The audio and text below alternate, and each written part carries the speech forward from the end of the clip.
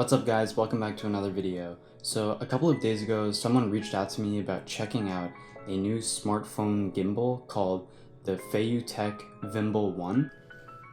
Now, I'd never heard of this gimbal before and I'd never spoken to this person before, but they just asked me to check it out, see what I think, and possibly post a review about it. So before I continue on with the rest of this video, I just want to give a quick disclaimer.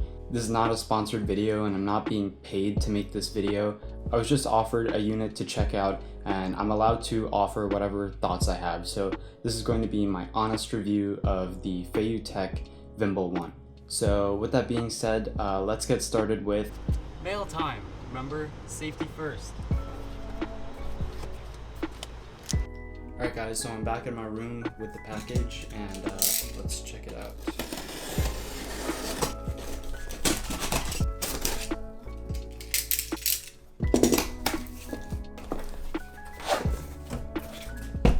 Alright, so here it is, the Feiyutech Vimble One.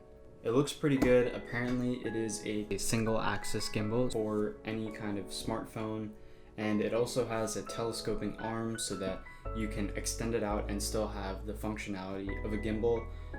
Alright, so let's get into the box. See what this is all about. So for reference, I've never used a smartphone gimbal before, and the smartphone I have right now is the iPhone 6s, so definitely not the newest iPhone model. In fact, it's like 4 years old right now, I think. But I want to see if this gimbal can actually make my phone footage usable. Not to mention the fact that this is only $49, so as far as smartphone gimbals go, I'm pretty sure this is one of the cheapest options out there.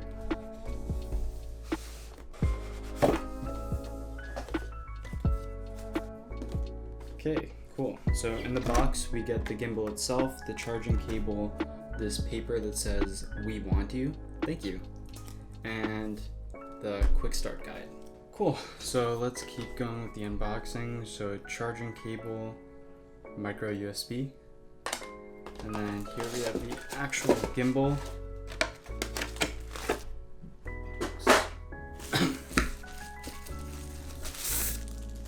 So the gimbal itself seems pretty compact. The fact that you can fold it up like this is pretty nice.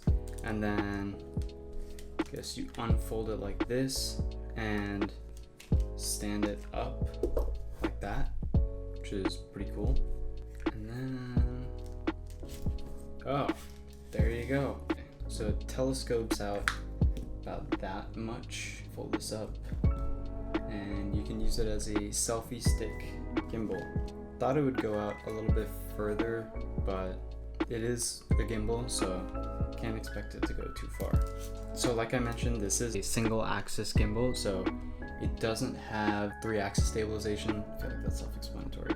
So that means your footage won't be as smooth as what you would get out of a 3-axis gimbal, but it brings the price down. So that is why you can buy this for only $49. With all of that being said, let's put this to the test. Alright guys, so I'm outside of my house and I actually had to take my phone case off to use this gimbal. So that's something to be aware of if you have a largish phone.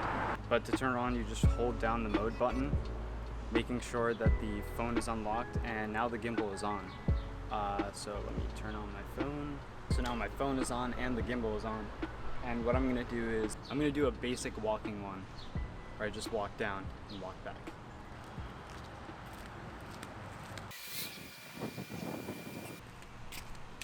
Alright, we're back. So that was the walking test. I'm gonna do like a brisk walk down the street and back and see if it handles it. So let's go.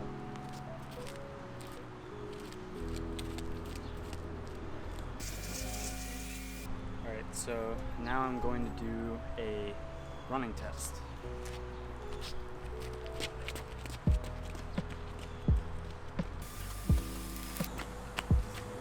Okay, so that was the running test.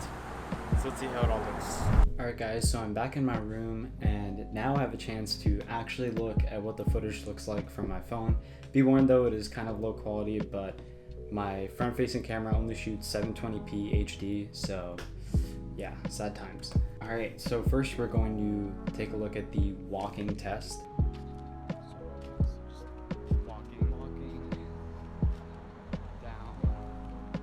Walking down the street, same spot as before, no big deal.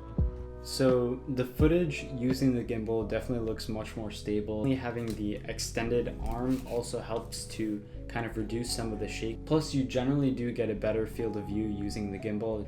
Like I said though, this is not really a scientific test, so there are definitely a lot of other factors that went into affecting the overall stability of the footage. But I will say gimbal definitely does do a pretty good job on the walk test of stabilizing the footage and keeping everything nice and smooth. Alright, so this is me doing a brisk walk down the street. Probably look like an idiot right now, but doing a brisk walk over here. So in the brisk walk test, the gimbal definitely struggles a little bit. You can see a good amount of background shake. But the good thing is that it still was able to keep me in frame and there wasn't a lot of blurriness or lack of stability. So it did do pretty well with the brisk walk test. So yeah, gimbal definitely succeeds with the brisk walk test.